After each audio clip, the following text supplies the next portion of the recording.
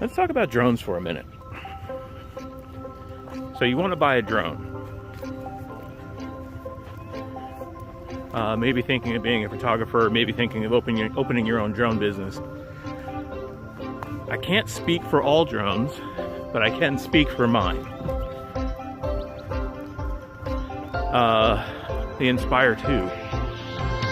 Now, if you're thinking drone, then this is an option, because DJI is the only option for drones. Here's the trick. There is an enormous price difference between the two. The Phantom, which is everybody's first choice, and the Inspire is what everybody wants their choice to be. Of course, everybody wants the Inspire. And here's why you should get it. First, the Inspire is a really nice Phantom 4 Pro with many more options. It's really the trick. Now, what do I mean by that? The sensor size for the X4 and the X5 are very similar.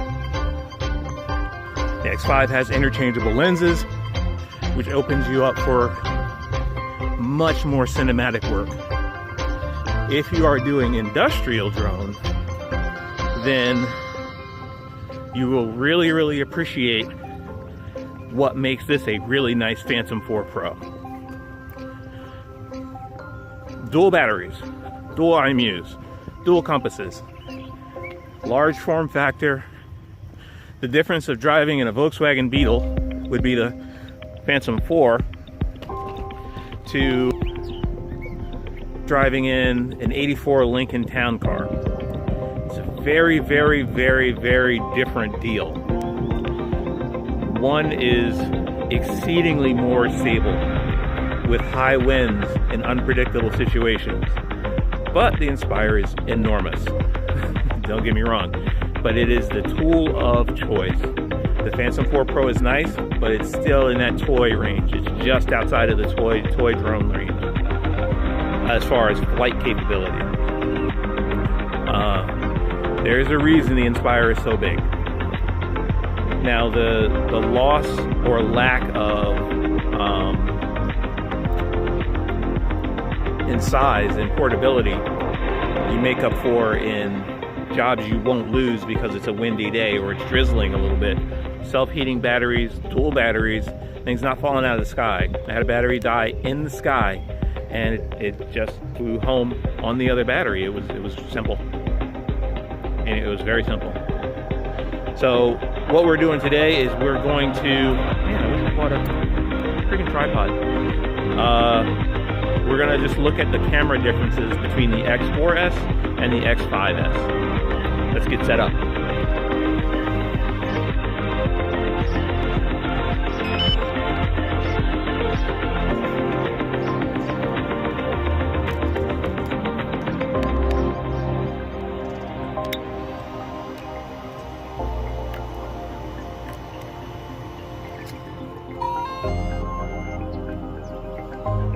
So the idea here is to test the framing. That's all I want to do. I want to see how the depth is handled by the X4S compared to the X5S, how the framing is affected by the X4S and the X5S. It makes a big difference in what you're doing, cinematic or industrial or anything like that.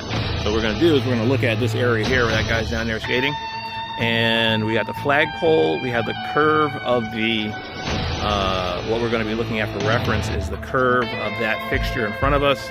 Any animals, ducks or whatever, how close or how far away that flagpole sits, and anything else we can see. How far across, how much do we get in each frame? And we're going to do that for still and video. We're going to run through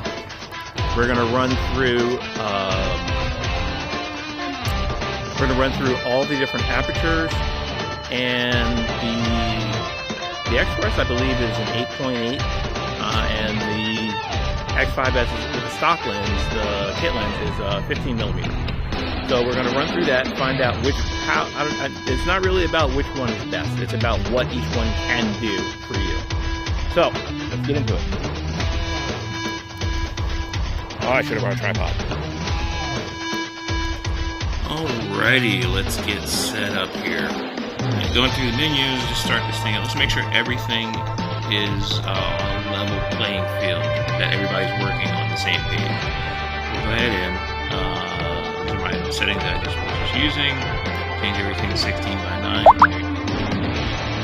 And then make sure I'm not going to format this card. I think there's other stuff in here that I need. While I'm in here, I can change it to H.264 for the other work I was doing.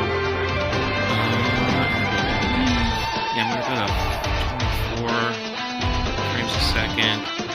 Well, yeah, I guess I'll shoot this in that format. LV, and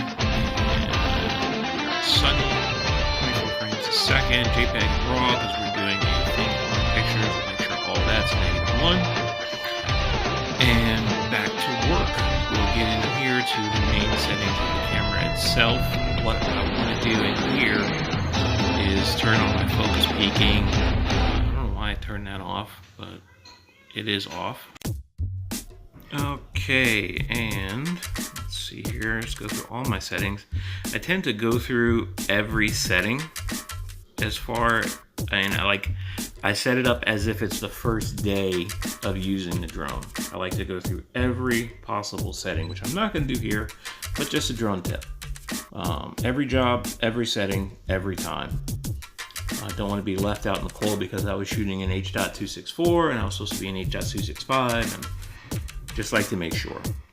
So, having said that, I got my histogram on. That's what I really wanted on. There in the bottom left. And let's get my focus, and see there's a flagpole in the foreground, and we're going to shoot with this camera first. Let me go through, oh crap, hold on.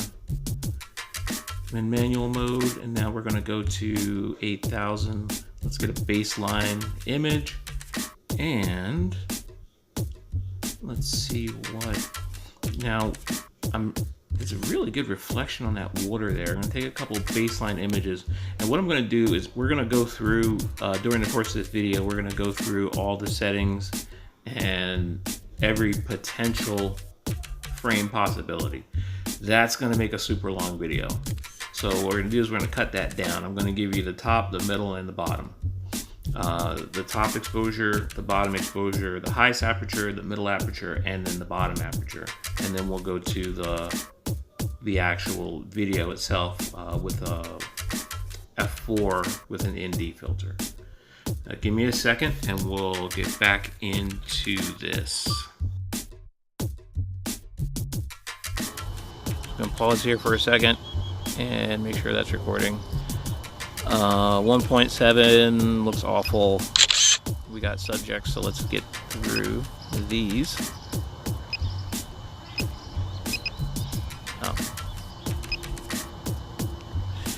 Oh yeah, that's how I could have done it. So 1.7 looks like that. 1.8 looks like that. We'll snap our shot. I mean, at maximum shutter speed, there's just no way to save without an ND filter. 1.2. Oh wow! So 8,000 shutter speed is the highest shutter speed, and the only way to EV that out is at 2.2. Snap our picture.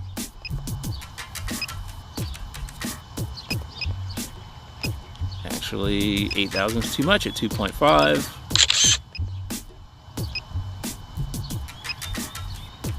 2.8.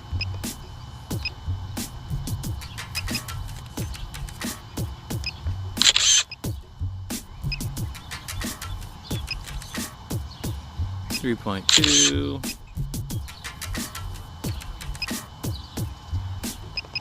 3.5. Oh, Grandma. There you go. Get your head on your shoulders here.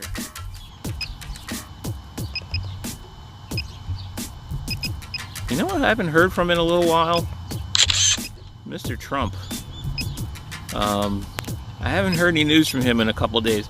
And you know what? you know, like him or love him or hate him, it's kind of like a baby. I haven't heard anything from him in a couple days. And, you know, having kids, I know that the only time you have to worry about your kids is when you can't hear your kids. And not hearing from Trump in 24 hours is probably scarier for hours. Ooh, we're getting some cloud cover here. 5.6. It's 1,000. That's close. 6.3. 7.1. Oh, so we're down 800. All right. Subject. So let's go to F9. It's out by. Is that F9? I forgot where I was. All right. So we'll do F9, 0. And we'll go to 10. -3 seems to work okay for this camera.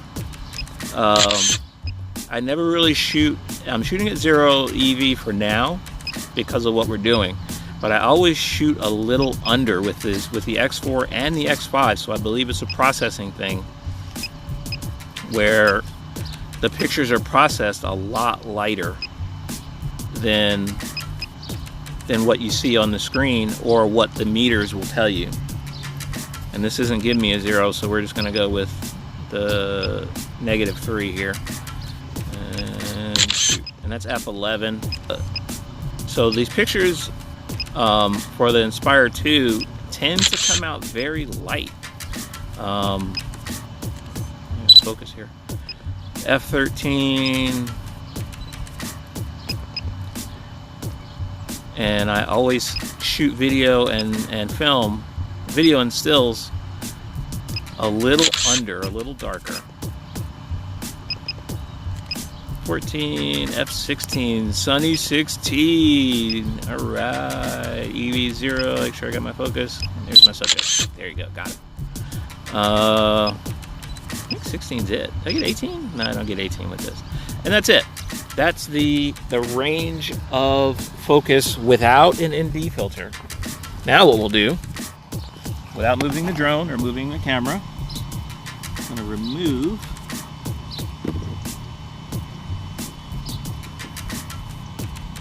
the sunshade and the balancing ring, and we're going to put on our PhotoJaw, link in the description, ND filter. And where are we at on? Holy cow, that is dark. At minimum, it's right there. And we're just going to slide back down the scale. Minimum. Crap. That is way out. F16, minimum ND filter. It's a slider, so there's no gradation. There's no real grading on the side of that. So that's a 0 with the ND filter. Make sure I got my focus. I don't use the fader on here very much. I generally go with a static one. I bought this kind of as an experiment, but it helps with today because that way I don't have to switch out ND filters for every exposure. So for F13, you ever wonder what Ansel Adams would have done with a drone? That would have been effing amazing. If I could go back in time to do, that's F14. Did I do F14 already? If I could go back in time to do anything, I would go back in time to do two things. One, I would go back in time to F13. I would go back in time to that theater where George Lincoln, where Abraham Lincoln was shot. And I'd sit in the front row, and whatever act it was, I don't know what act it was supposed to be that night when he got shot, but I would heckle. I would heckle the act. F12. I would heckle the act the night. I would be the guy that heckled the act the night Abraham Lincoln was shot. So no one would really remember, oh, hey, the president was killed tonight. But everybody remembers jerkwad in the act until there was a loud pop and everything kind of stopped.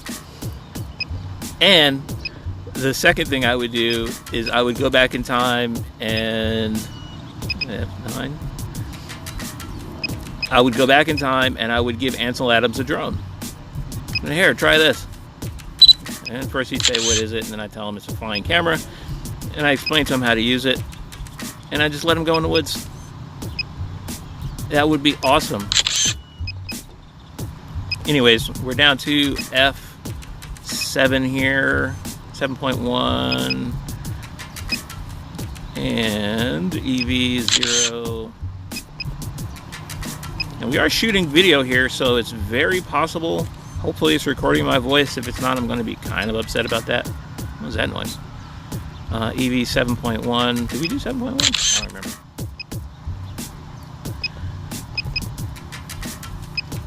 So hopefully it's recording my voice. If it's not, I'm going to be a little upset about that. F6.3. We got a guy here. Let's see if we can get 2 shots off. 5.6. Crap. It's not rapid fire here.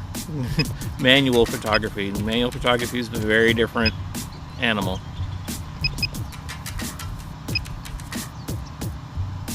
Now, of course, I can max this thing out or put it in the middle, and it would allow me even lower shutter speeds. This is, if you're looking at the video, this is probably my favorite here, f4. F4.5 with the Inspire 2 and the X5S with the kit lens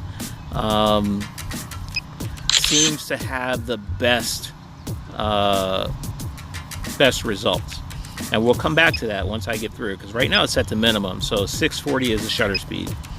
But with the X5S and down to f4, I can get the shutter speed down to 50 with a ND filter, of course. But the f4 seems to be the sweet spot for focus, for depth, for just overall for the trouble in the matter. Anything lower than f4 seems to be kind of a pain in the butt for video. Stills is a different word. Stills is a different world, rather. And we'll go down to f2.8. But right now we're just kind of looking at the still photography aspect of this thing. If you're shooting 2.8, there's no reason for you to be really shooting 2.8 with a drone. 2.2.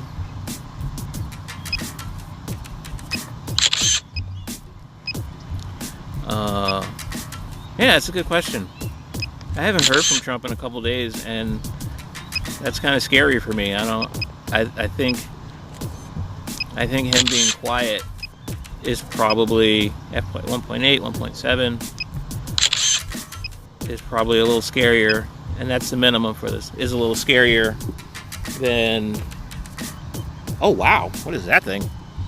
Did that thing just blow up in front of the camera? Blow away in the wind. What are we talking about?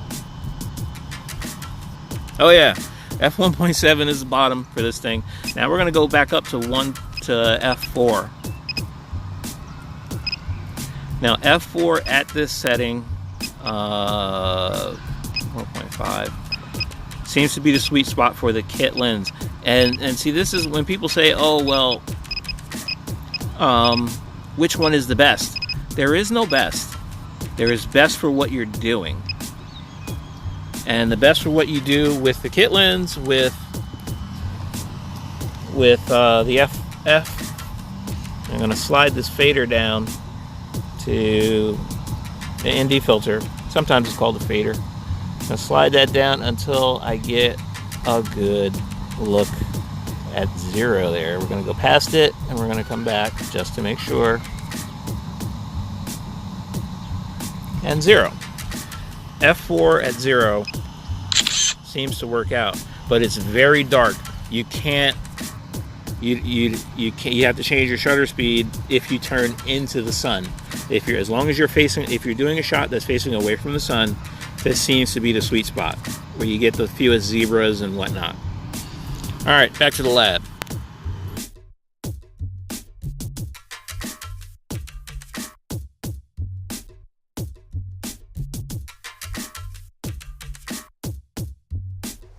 And now for the X4S.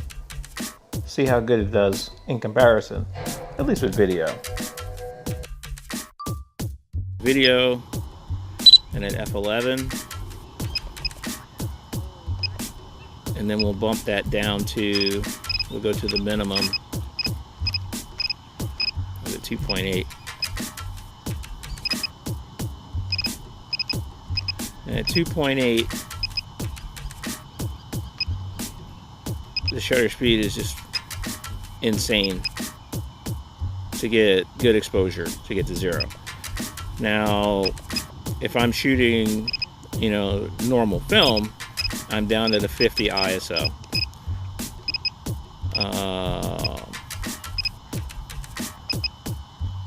Which looks like that. And that's not good. So that's where you would bring in your, man, I should have. Okay, hold on a second. If I move the top half of the case, the bottom half of the case stays still, and it is in the same position. Because we're going to add ND filters to this whole thing. So I do have my ND filter for my X5S, but it doesn't fit the X4S. But what I can do is this. I can max it out. Sorry, you can't hear me. I can max it out and put it in front of the camera. Movement looks like. Well, that is, max is too much. Let's go to the middle. Middle's not enough.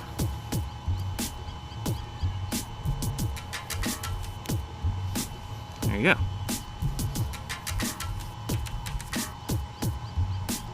So that's what it would look like at the perfect 150 shutter, 180 degrees. And then it is not easy holding this thing up. You see the movement.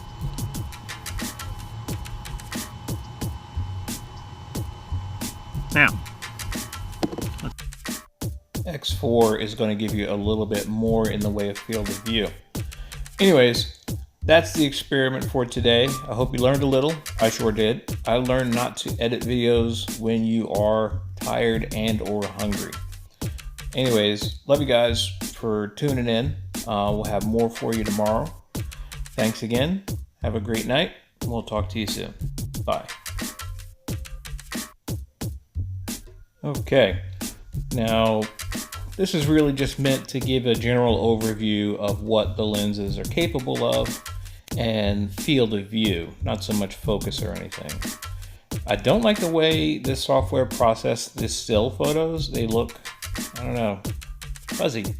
If you want a copy of the originals, they are JPEGs, not RAWs. Send me an email at michaelajacksonfilms.com and I'll send you the original JPEGs so you can take a look at them. But that was the first two. That was the F11 on the X4S. Here is the top end of the X5 at 1.7 with no ND filter.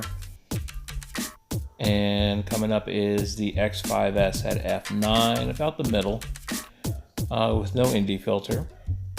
And last but not least, bringing up the rear is the X5S at f16, no ND filter.